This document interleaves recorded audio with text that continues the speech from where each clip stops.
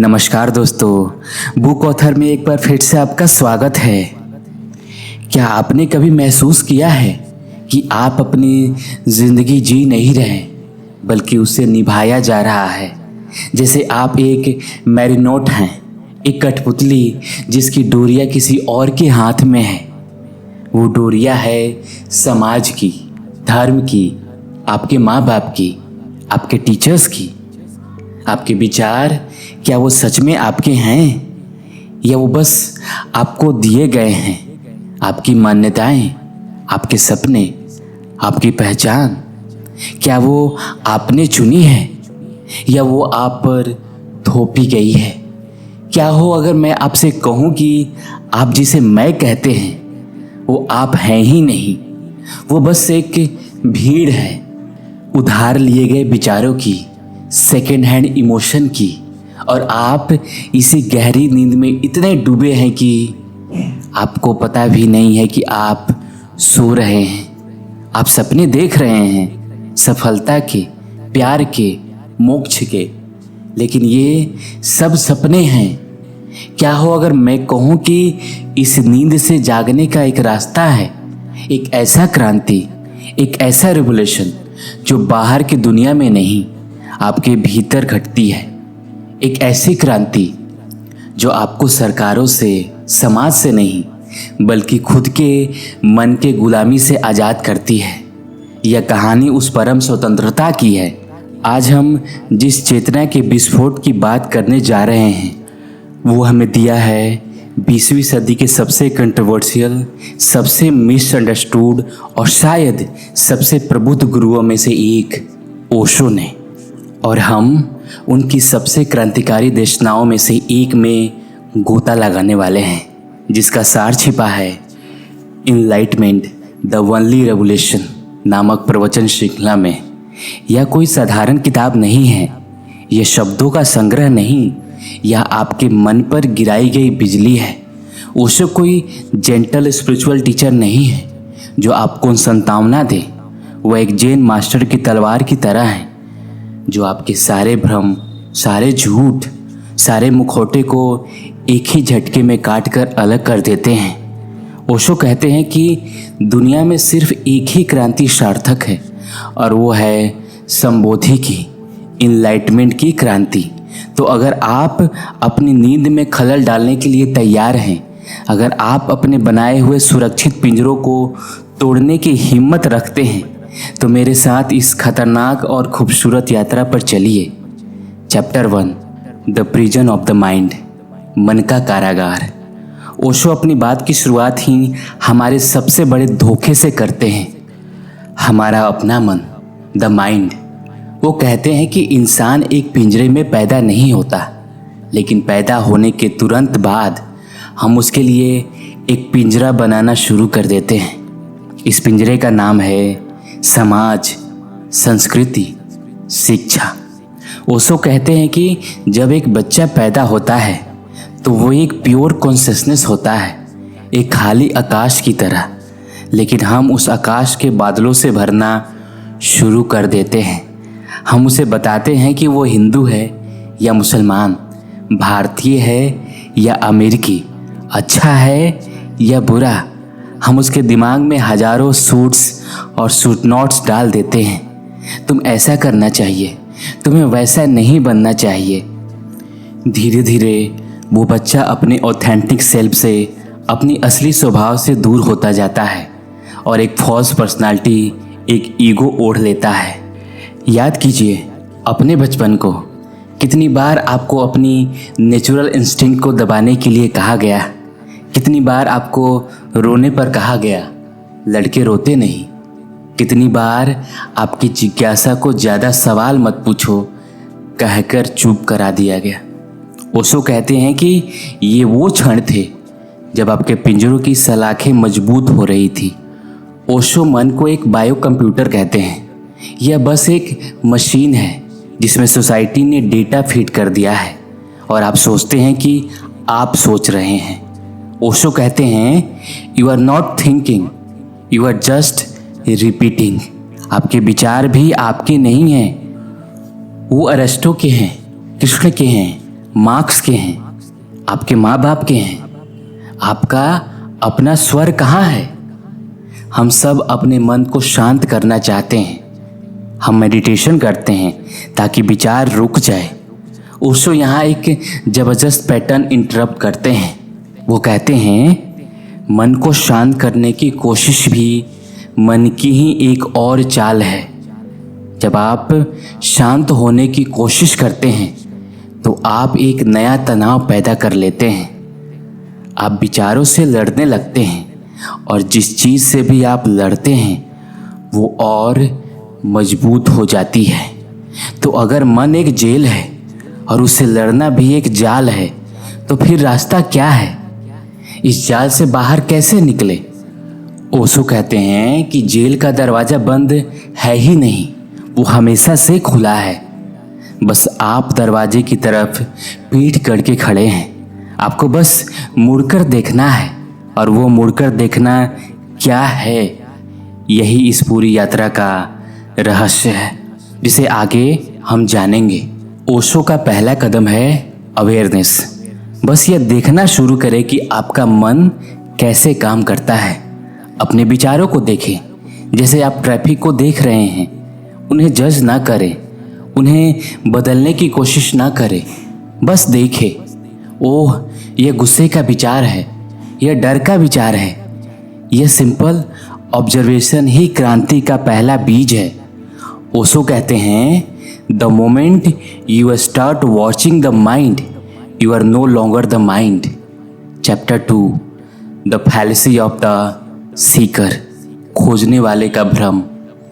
जब हमें यह एहसास होता है कि हम मन के कैदी हैं तो हमारी नेचुरल इंस्टिंक्ट होती है एक सीकर बनने की, एक खोजी।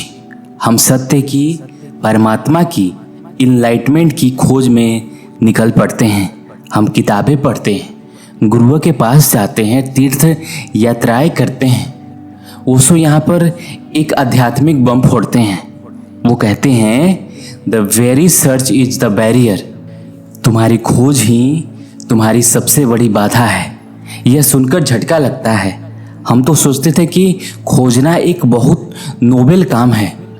ओशो पूछते हैं, जब आप कुछ खोजते हैं तो आप क्या मानकर चल रहे होते हैं?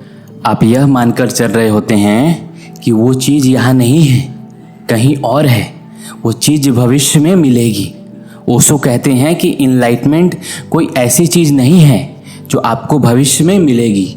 वो कोई डेस्टिनेशन नहीं है जिस पर आपको पहुंचना है। It is your very nature, it is here and now. आप उसे इसलिए मिस कर रहे हैं क्योंकि आप उसे कहीं और ढूंढ रहे हैं। ओशो एक खूबसूरत कहानी सुनाते हैं। एक कस्तूरी मृग था। उसकी अपनी नाभि से ही कस्तूरी की सुगंध आती थी। वह उस सुगंध से पागल होकर उसे ढूंढने के लिए जंगल जंगल भटकता रहा। वो दौड़ता रहा और अंत में थक कर, हार कर गिर पड़ा। जब वो गिरा तो उसका मुंह अपनी नाभि के पास आया और उसे पता चला कि जिस खजाने को वो पूरी दुनिया में ढूंढ रहा था वो तो उसके भीतर ही था। ओशो कहते हैं, हम सब वो कस्तूरी मृग हैं। सोचिए उन सभी स्पिरिचुअल एफर्ट्स के बारे में जो आपने किए हैं, वो व्रत, वो प्रार्थनाएं, वो मेडिटेशन टेक्निक, और फिर भी खालीपन का एहसास। ओशो कहते हैं कि यह खालीपन इसलिए है क्योंकि आप गलत दिशा में दौड़ रहे हैं। आप बाहर ढूंढ रहे हैं जबकि खजाना भीतर है। यह फ्रस्ट्रेशन या आध्यात्मिक थकान एक अच्छा साइन है। यह इशारा है कि अब बाहर की दौड़ छोड़कर भीतर मुड़ने का समय आ गया है। स्पिरिचुअल वर्ल्ड करने पर जोर देता है। यह मंत्र करो, यह योग करो, यह ध्यान करो। ओशो करने से होने पर शिफ्ट करने को कहते हैं। इनलाइटमेंट करने से नहीं मिलता, वो ना करने से होने से मिलता है। जब आप सारी दौड़ धूप, सारी कोशिश छोड़कर बस शांत होकर होते हैं तो अचानक आप पाते हैं कि वो हमेशा से यही था। लेकिन अगर खोजना नहीं है, कुछ करना नहीं है, तो फिर क्या? हाथ पर हाथ रखकर बैठ जाएं? यह तो बड़ी कंफ्यूजिंग बात है। इस पैराडॉक्स को ओशो कैसे सुलझाते हैं? वो कहते हैं खोजो मत, बस देखो। Don't seek, just see. और यह देखना क्या है, यही हमें अगले कदम पर ले जाता है। अपनी आध्यात्मिक टू डू लिस्ट को फाड़ कर फेंक दें। एक पल के लिए कुछ भी पाने की इच्छा को छोड़ दें। बस बैठें, अपनी सांस को महसूस करें, अपनी आसपास की आवाज़ों को सुनें। इस पल में पूरी तरह मौजूद रहे, बिना कुछ बदलने की, बिना कहीं पहुंचने की कोशिश की। ओशो कहते हैं this very moment is the only reality. इस पल में होना ही परमात्मा में होना है। चैप्टर 3 द मास्टर की विटनेसिंग, साक्षी भाव परम कुंजी। तो अगर मन जेल है और उससे निकलने की खोज भी एक जाल है, तो फिर वो मास्टर की क्या है जो इस पूरे खेल को बदल देता है? ओशो उस कुंजी को कहते हैं साक्षी भाव, द आर्ट ऑफ विटनेसिंग। यह ओशो की पूरी देशना का केंद्र है। यह इतना सिंपल है कि हमारा कम्प्लेक्स मन इसे पकड़ ही नहीं पाता। साक्षी भाव का अर्थ है अपने मन के ट्रैफिक के प्रति एक ऑब्जर्वर, एक दृष्टा, एक विटनेस बन जाना। ओशो कहते हैं कल्पना करो कि तुम एक पहाड़ पर बैठे हो और नीचे घाटी पर सड़क पर बहुत सारी गाड़ियां गुजर रही है। तुम बस उन्हें देख रहे हो। तुम यह नहीं कहते यह मेरी पसंदीदा कार है या यह ट्रक बहुत शोर कर रहा है। तुम बस देखते हो तटस्थ भाव से, विदाउट एनी जजमेंट। इसी तरह अपने विचारों को भी देखो। एक विचार आता है जैसे एक बादल आकाश में आता है। तुम बस उसे देखो, उसे पकड़ो मत, उसे धक्का मत दो, उसे लड़ो मत, बस उसे आने दो और जाने दो। तुम पाओगे कि तुम विचार नहीं हो, तुम वो आकाश हो जिसमें विचार रूपी बादल आ जा रहे हैं। आप मूवी देख रहे हैं, स्क्रीन पर ड्रामा चल रहा है, कोई हंस रहा है, कोई रो रहा है, लेकिन आप जानते हैं कि आप वो मूवी नहीं हैं, आप दर्शक हैं, स्क्रीन से अलग हैं। ओशो कहते हैं कि साक्षी भाव का मतलब है अपनी जिंदगी की मूवी का दर्शक बन जाना। आपका शरीर, आपका मन स्क्रीन है, उस पर सुख, दुख, गुस्सा, प्यार, सफलता, असफलता के सीन चलते रहेंगे। तुम बस पीछे हटकर देखो। तो जब हम किसी इमोशन में होते हैं, जैसे गुस्सा, तो हम कहते हैं मैं गुस्सा हूँ। आप गुस्से के साथ आइडेंटिफाई हो जाते हैं।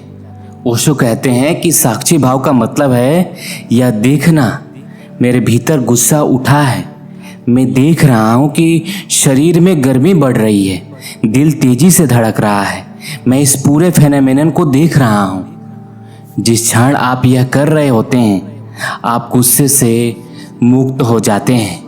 गुस्सा वहाँ हो सकता है, पर वो अब आपको प्रोसेस नहीं कर सकता। मेडिटेशन का मतलब अक्सर समझा जाता है कि कंसंट्रेशन, एकाग्रता, किसी एक चीज़ पर ध्यान लगाना। ओशो कहते हैं कि कंसंट्रेशन भी मन का ही एक हिस्सा है, उसमें तनाव है, एफर्ट है। साक्षी भाव कंसंट्रेशन नहीं है, यह अवेयरनेस है, यह चॉइसलेस अवेयरनेस है। आप किसी एक चीज़ पर फोकस नहीं कर रहे हैं, आप जो कुछ भी हो रहा है उसके प्रति बस जागे हुए हैं, अवेयर हैं। यह कोई टेक्निक नहीं है जिसे आपको दिन में 20 मिनट करना है। ओशो कहते हैं कि यह जीने का तरीका है। चलते हुए अपने कदमों को जमीन पर पड़ते हुए महसूस करो, साक्षी बनो। खाते हुए भोजन के स्वाद, उसके गंध के प्रति साक्षी बनो। सुनते हुए सिर्फ शब्दों को नहीं, शब्दों के बीच की खामोशी को भी सुनो, साक्षी बनो। सोचते हुए अपने विचारों की श्रृंखला के साक्षी बनो। ओशो कहते हैं कि 24 घंटे साक्षी भाव में रहने की कोशिश करो। शुरुआत में यह मुश्किल लगेगा, अगर बार बार भूल जाओगे, लेकिन जब भी याद आए वापस साक्षी भाव में लौट आओ। धीरे धीरे यह तुम्हारा स्वभाव बन जाएगा, और जिस दिन तुम अपने मन के ट्रैफिक के साक्षी बन गए, उसी दिन क्रांति घट गई। तुम आजाद हो गए। Chapter 4 the death of the ego, अहंकार की मृत्यु। जैसे जैसे आप साक्षी भाव में गहरे उतरते हैं, एक और घटना घटनी शुरू हो जाती है। आपका अहंकार, आपका ईगो पिघलना शुरू हो जाता है। ओशो कहते हैं कि ईगो आपकी सबसे बड़ी फ्रिक्शन है, सबसे बड़ा झूठ जिसे आपने सच मान लिया है। ईगो क्या है? ओशो कहते हैं कि ईगो कोई चीज़ नहीं है, यह एक प्रोसेस है, एक लगातार दूसरों से कंपैरिजन करने की, दूसरों से अप्रूवल मांगकर जिंदा रहता है। मैं दूसरों से ज़्यादा अमीर हूँ, मैं दूसरों से ज़्यादा स्पिरिचुअल हूँ, कोई मेरी इज्जत नहीं करता। यह सब ईगो का खेल है। ईगो हमेशा पास्ट या फ्यूचर में जीता है। इसे मैं की कहानी बनाने के लिए यादें और सपने चाहिए। साक्षी भाव प्रेजेंट मोमेंट में होता है और प्रेजेंट मोमेंट में ईगो टिक नहीं सकता। जब आप बस देख रहे होते हैं तो मैं का भाव कहाँ जाता है? वहाँ सिर्फ देखना होता है, देखने वाला खो जाता है। ओशो कहते हैं, इन deep witnessing the observer disappears and only observation remains. Ego को छोड़ने की बात से ही हमें डर लगता है। हमें लगता है कि अगर मैं नहीं रहा तो क्या होगा। यह मृत्यु का भय है। ओशो कहते हैं कि यह ईगो की मृत्यु का भय है, तुम्हारी नहीं। तुम वो हो ही नहीं जिसे तुम मैं कहते हो। तुम तो वो शाश्वत चेतना हो जो ईगो के बनने और मिटने को देखता है। यह एक पहचान का संकट पैदा करता है। आपने पूरी जिंदगी एक डॉक्टर, एक इंजीनियर, एक माँ होने की पहचान बनाई। साक्षी भाव उस पहचान को छीन लेता है। यह आपको बताता है कि आप इन हैबिट से कहीं ज़्यादा हैं। यह डरावना है, लेकिन यही आज़ादी की कीमत है। ओशो ईगो के एक प्याज की तरह बताते हैं। आप परते उतारते जाते हैं, एक के बाद एक पहचान, एक के बाद एक बिलीव। आप सोचते हैं कि अंत में कुछ ठोस मिलेगा, असली मैं। लेकिन आप परते उतारते जाते हैं और अंत में आपके हाथ में क्या बचता है? शून्यता, एम्प्टीनेस। ओशो कहते हैं कि यही शून्यता तुम्हारी असली स्वभाव है। It is not a negative emptiness, it is a positive emptiness full of potential. It is freedom. दुनिया हमें सिखाती है कि ईगो को मजबूत बनाओ, build your personality, make a name for your self. Osho कहते हैं कि यह सब खूबसूरत जेल बनाने के तरीके हैं। जितना मजबूत आपकी पर्सनालिटी होगी, आप उतने ही बड़े कैदी होंगे। असली पर्सन की कोई पर्सनालिटी नहीं होती, उसकी बस एक प्रेजेंस होती है। वह एक दर्पण की तरह होता है, खाली और स्वच्छ। अपने दिन भर के एक्शन को देखें जहाँ ईगो प्ले में आता है। जब कोई आपकी तारीफ करे तो देखें कि भीतर क्या होता है। जब कोई आपकी बुराई करे तो देखें कि भीतर क्या होता है। बस देखें, जज ना करें। देखें कि ईगो कैसे दूसरे को अटेंशन चाहता है, कैसे हर्ट होता है, कैसे सुपीरियर फील करता है। इस अवेयरनेस से ही ईगो की पकड़ ढीली पड़ने लगती है। ओशो कहते हैं, you don't have to fight the ego, just bring the light of awareness to it and it will disappear just like darkness disappears when you bring in light. Chapter 5 The Thinking of Healing, सोच से भाव तक। हमारी पूरी education system, हमारी पूरी society सोचने पर आधारित है। लॉजिक, रीजन, इंटेलेक्ट, इन्हें सबसे ऊंचा दर्जा दिया गया है। ओशो कहते हैं कि यह जीवन के जीने का एक अधूरा और सूखा तरीका है। सिर में बहुत ज़्यादा जीने की वजह से हम अपने दिल और अपने अस्तित्व से कट गए हैं। ओशो कहते हैं कि सिर हमेशा डाउट करता है, एनालाइज करता है, टुकड़ों में तोड़ता है। वो कभी भी किसी चीज़ पर पूरी तरह नहीं उतर सकता। दिल ट्रस्ट करता है, महसूस करता है, जुड़ता है। वो टोटली में जीता है। क्रांति का एक हिस्सा सिर से उतरकर दिल में आने का है। क्या आपने कभी ऐसा महसूस किया है कि आप सब कुछ सही कर रहे हैं, लेकिन फिर भी जिंदगी में रस नहीं है, जॉय नहीं है? ओशो कहते हैं कि ऐसा इसलिए है क्योंकि आप जी नहीं रहे, आप बस जिंदगी के बारे में सोच रहे हैं। आप प्यार करने की बजाय प्यार को एनालाइज कर रहे हैं।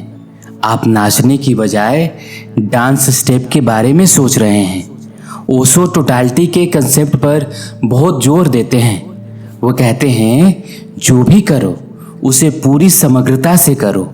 अगर तुम गुस्सा कर रहे हो तो पूरी तरह से गुस्सा करो, उस क्षण में प्योर एनर्जी बन जाओ।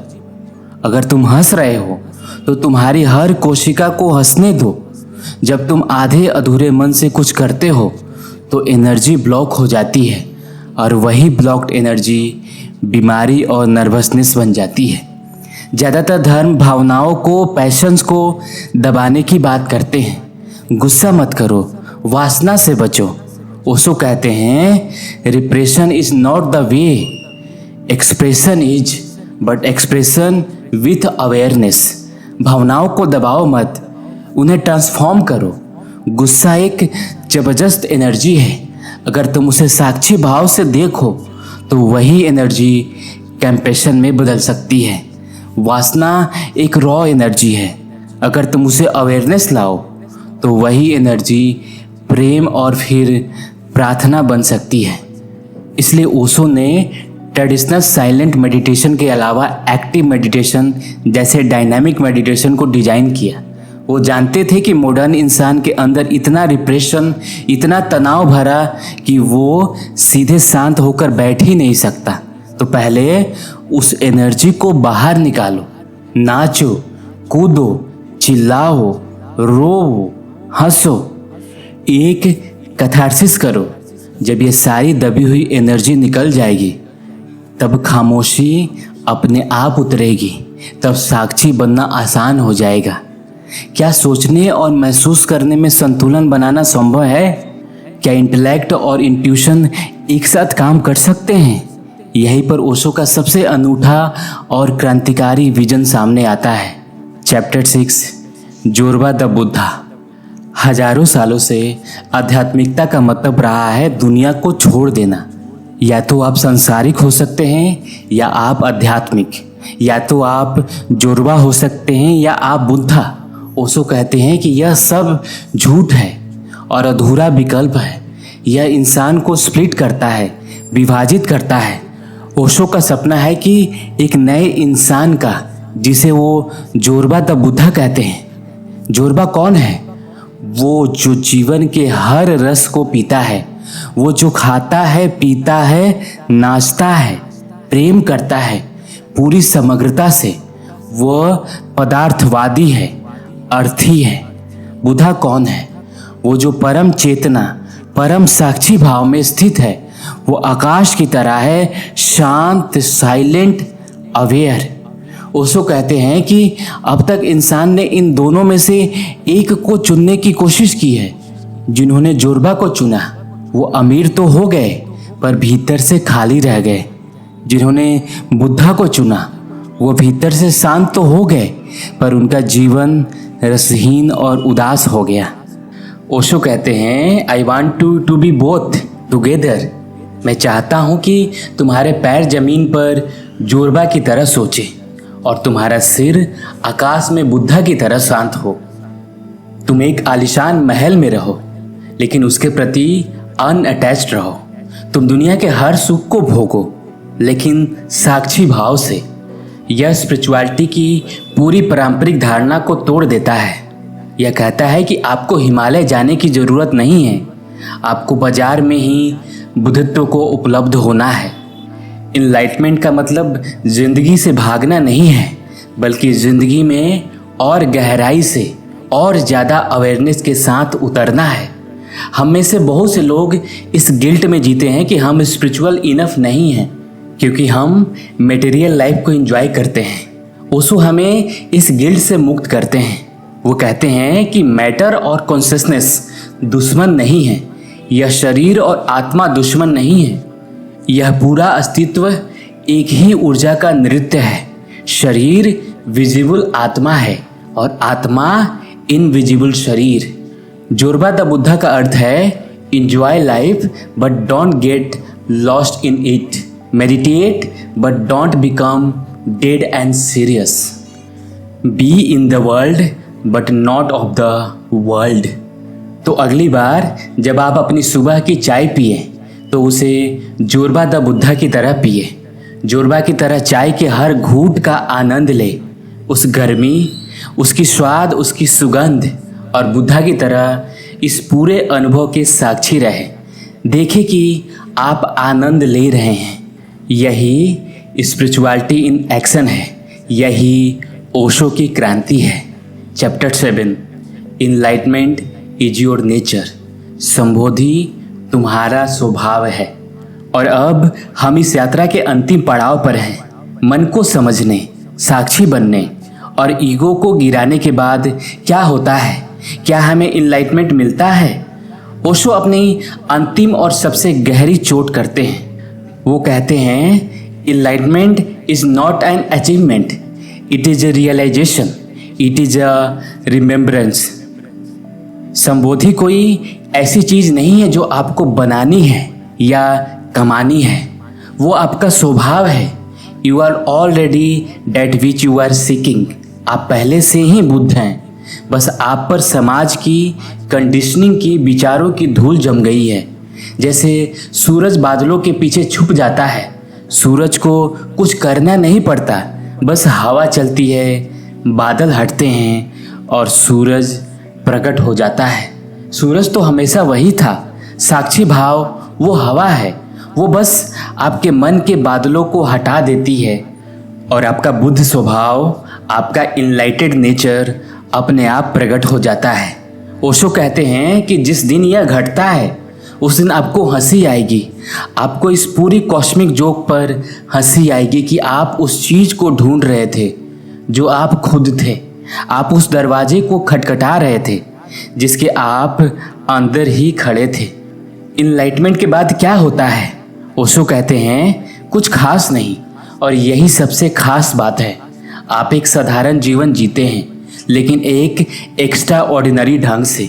आप वही करते हैं, चलते हैं, खाते हैं, बात करते हैं, लेकिन अब हर काम में अवेयरनेस होती है, हर काम में ग्रेस होती है, हर काम मेडिटेशन बन जाता है।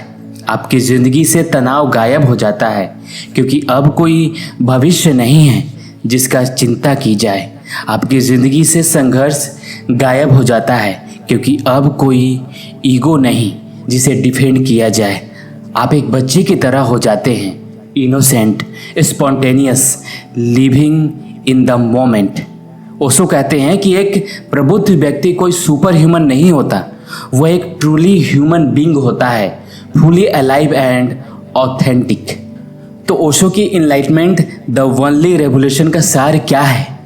यह सार है कि तुम्हारी गुलामी तुम्हारा मन है और तुम्हारी आज़ादी उस मन के पार जाना है। यह क्रांति किसी झंडे को उठाकर नहीं, बल्कि साक्षी का दिया जलाकर होती है। यह दुनिया को बदलने की नहीं, बल्कि खुद को वैसे देखने की है जैसे तुम हो, बिना किसी मुखौटे के, बिना किसी झूठ के। ओशो हमें याद दिलाते हैं, संबोधि कोई मंजिल नहीं जिसे पाना है, यह तुम्हारी संगीत है जिसे बस बहने देना है। तुम वो खजाना हो जिसे तुम ढूंढ रहे थे। जागो और इस परम सत्य में जियो। अगर ओशो के इन क्रांतिकारी विचारों ने आपके भीतर कुछ छुआ है, अगर उन्होंने आपके किसी बिलीफ सिस्टम को हिलाया है, तो इस वीडियो को लाइक जरूर करें। इस मैसेज को उस दोस्त के साथ शेयर करें जो जिंदगी के गहरे सवालों के जवाब ढूंढ रहा है, और कमेंट में मुझे बताएं ओशो की कौन सी एक बात ने आपको सबसे ज़्यादा चौंकाया या सोचने पर मजबूर किया। क्या वो सीकर का भ्रम था या जोरबा द बुद्धा का कंसेप्ट? मैं आपके विचार जानने के लिए उत्सुक हूँ। यह यात्रा गहरी है और कभी कभी अकेली महसूस हो सकती है। आइए एक ऐसी कम्युनिटी बनाएं जहां हम इस जागृति के पथ पर एक दूसरे का साथ दे सके। और ऐसे ही कॉन्शियसनेस एक्सपेंडिंग कंटेंट के लिए हमारे चैनल को सब्सक्राइब करना ना भूलें। याद रखना, क्रांति भीतर है। धन्यवाद।